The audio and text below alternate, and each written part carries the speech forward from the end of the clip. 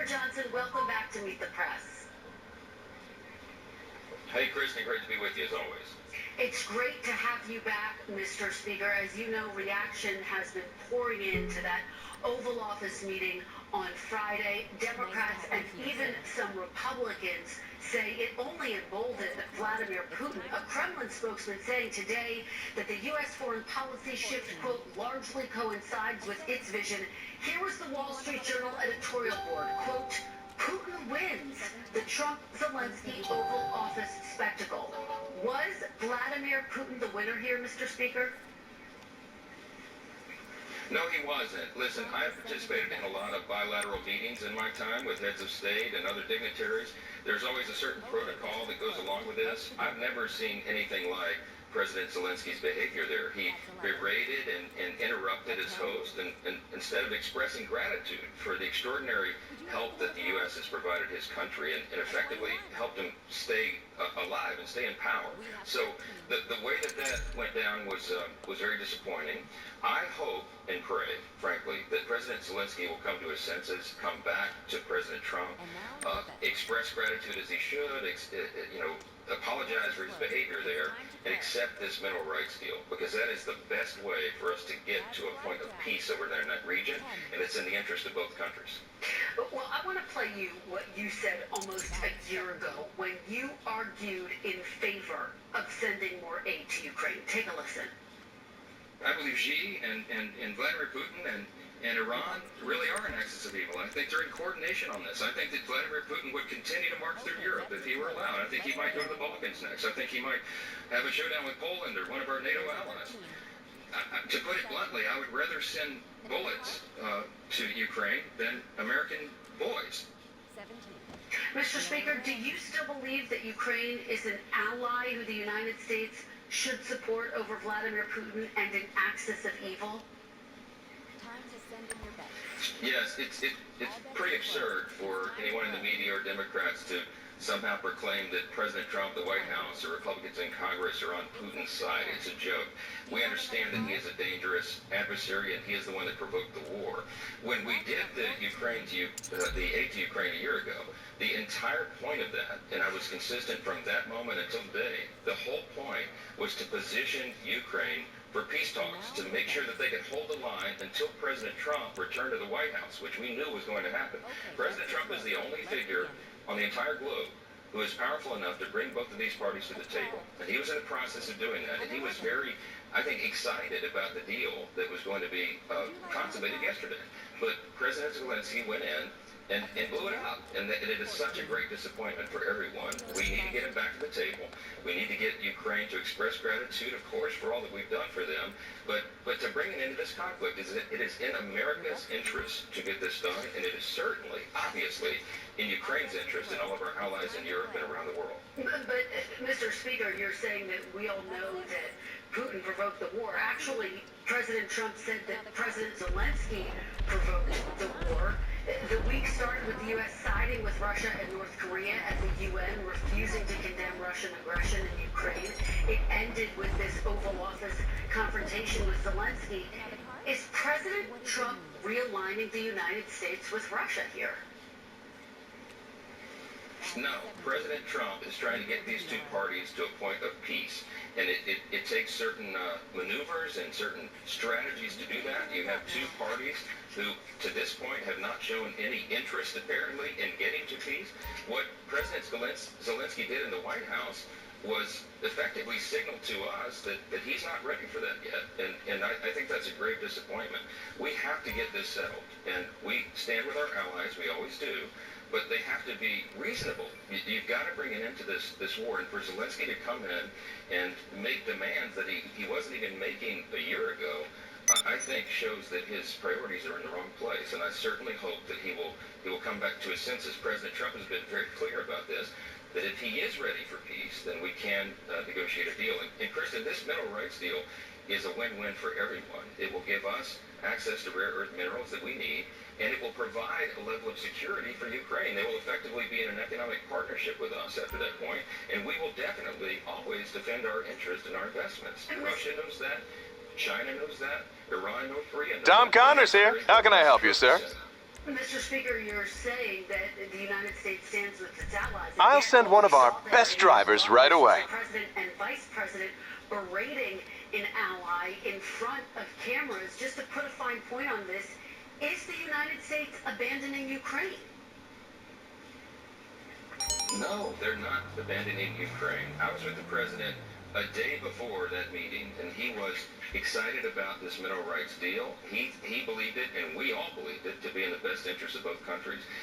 It is not the president and the vice president that berated Zelensky. I saw it the other way around. I saw Zelensky rather stiff-necked in the Oval Office. Instead of being gracious and saying thank you and looking for a way out of this mess, he did quite the opposite. Look, that's why members of Congress are frustrated with it. That's why the American people are frustrated about this. We have to stand for America's principles and America's priorities, and I think this would have accomplished all those things. And it's really unfortunate the way that it developed. Okay, the networks are down, the equipment is ready, and we've crippled their supplies. Mrs. Rackman has written our check and given us the green light. We're good to finally move on that submarine and stop this threat once and for all. When you're ready, get your crew together and head back to planning. Senses and come back to the table in gratitude. Or someone else needs to leave the country to do that. I mean, it's up to the Ukrainians to figure that out. But I can tell you that we are re-exerting peace through strength. President Trump has brought back strength to the White House. We knew that this moment would come. We worked hard for it to come. Yo, what you need? We need these You got it, partner. to go along with it. So we need President Zelensky to do what is necessary. This war has drug on far too long. He's lost hundreds of thousands of people, including women and children. We've got to bring it into it. And I think our European allies are hoping that that is the case, and we are as well. Okay, so just to put a fine point on that, you are saying that it might be necessary for President Zelensky to step down and not Putin. Do you want to see Putin step down? I'd like to see Putin defeated, frankly. He is an adversary of the United States. Okay. But in this conflict, we've got to bring it into this war. It's in everybody's interest. All right, well, I do want to talk about the big budget bill that passed through the House. Your plan calls for almost $900 billion over the next 10 years in cuts from the Energy and Commerce Committee. As you know, it's going to be nearly impossible to reach that level of cuts without touching entitlements. I know you have been asked this before, Mr. Speaker, but I need to get you on the record here again. Are cuts to Medicaid, Medicare, and Social Security off the table? Yes, and don't take my word for it, Kristen. Go do a word search of the budget resolution that we passed on Tuesday. There is not one mention of Medicare, Medicaid, or Social Security. It's not in the bill because we haven't set the policy. What we're trying to do is get America back on sound fiscal ground. We have a $36 trillion federal debt and ballooning deficits. The Republican Party is the party of fiscal responsibility. The American people want us to review the expenditures of the country and get our fiscal house in order, and that's what we must do. At the same time, we've got to extend the Trump-era tax cuts so we can make sure that every American does not receive the largest tax increase in U.S. history at the end of this year. We have very serious work. We can do both of those things simultaneously and not affect benefits for anyone who relies upon those and is eligible to receive them. President Trump's been crystal clear about this, and we have as well. But in those programs, you have lots of inefficiencies. In Medicaid, for example, there's an estimated $50 billion a year that is lost in fraud alone. We've got to clean that up, and the people want us to do it. That's what we're talking about, ensuring efficiencies, ensuring that the programs are strengthened so that they can remain solvent and help the people they're intended to help. So you say there won't be any cuts to entitlements, but on Friday, Elon Musk, who President Trump has, of course, put in charge of making cuts all across the government, called Social Security, quote, the biggest Ponzi scheme of all time. Mr. Speaker, is that a sign that Social Security is Elon Musk's next target? No, well, I've met with Elon about this multiple times. We meet late into the night in his office, and we look at that. What he's finding with his algorithms crawling through the data of the Social Security system is enormous amounts of fraud, waste, and abuse. So it's a target. We need to target that. The American people want us to. No, Kristen, don't put words in my mouth. What I am saying is we have a moral responsibility to ensure that those programs are conducted in a way that does not allow for this massive fraud and abuse, and that's what he is finding. He's finding, for example, that one Social Security number can be assigned to dozens or maybe hundreds of people, so that every time there's a check distribution, it goes to all those different addresses.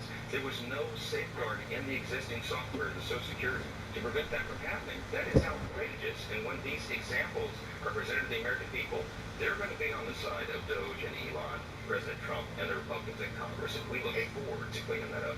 It's worth noting the Social Security Administration's internal watchdog found that less than 1% of benefit payments were improper. I do want to get to my final question, though, which is about the shutdown. Don't believe it, Nate. Don't believe it. All right. Yeah.